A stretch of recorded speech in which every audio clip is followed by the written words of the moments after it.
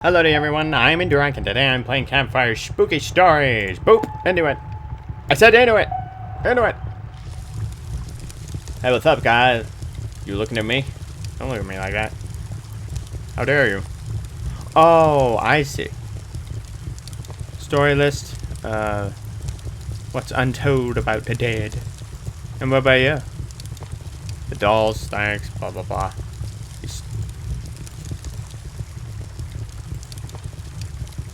Huh.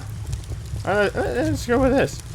In winter of 1944, with overtaxed supply lines in the Ardennes, a German medic had completely run out of plasma, bandages, and antiseptic.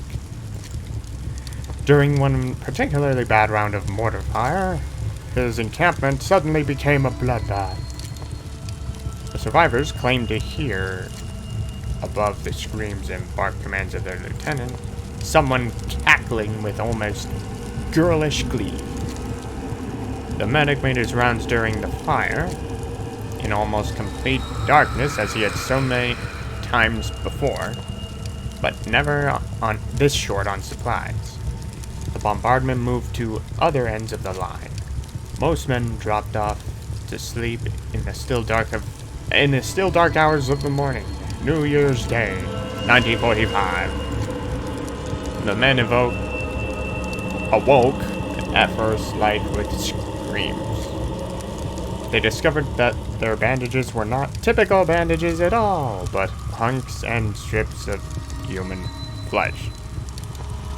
Okay. Several men have been given fresh blood transfusions with no blood supplies available. Okay, each treated man was almost completely covered, head to toe, with the maroon stain of blood. So is this what this game is all about, just telling these campfire ghost stories? Is that all this is? The medic was found, sitting on an ammunition tin, staring off into space. When one man approached him, tapped him on the shoulder, his tunic fell off to reveal all skin, muscle, and sinew had been stripped from his torso, and his body almost completely dried of blood. Okay. In one hand was a scalpel, and in the other, a blood transfusion vial. None of the men treated for wounds that night in that camp saw the end of January 1945. Okay then, well.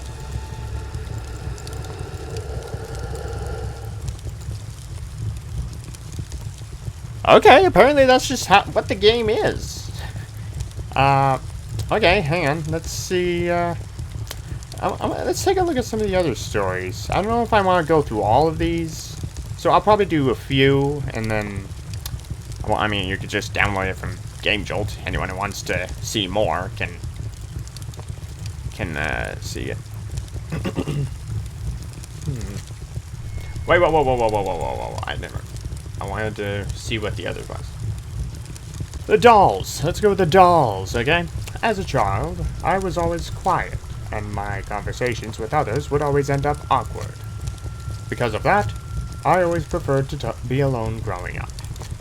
Which probably explains my strange obsession with toys, being as old as I am.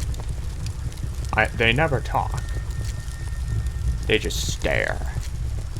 I have to say, though, being alone in an apartment full of figures can be creepy sometimes. However, being with my girl for almost 2 years, she understands my obsession as well.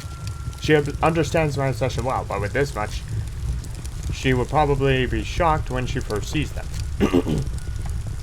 That night, she was more than excited to see my house.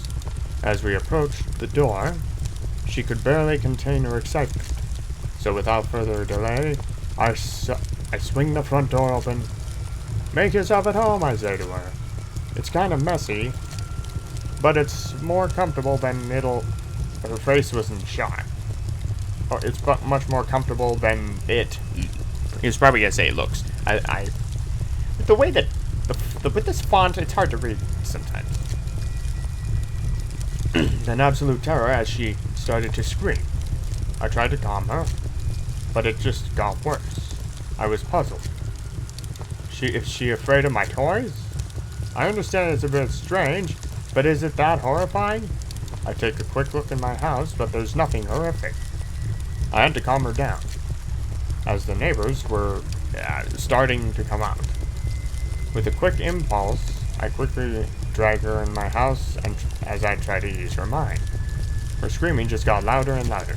At this point, I had no choice but to put my hand over her mouth. She watched me in terror with tears rolling down her face. I turned around and they were all staring at me as well. I'm alone again. I placed her doll on the top shelf above all the others I have dated. Her look made me feel depressed, so I made it face the wall until I was able to get over it. Okay. Well, this is kind of weird. I don't know. I don't know if I really want to do another.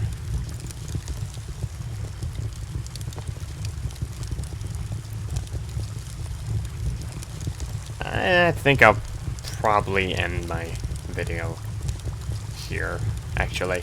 So, yeah, I think that's enough. So that's the end of this video, and I'll see you in the next one. Goodbye. I know you can't see me, but I'm standing right beside you. No.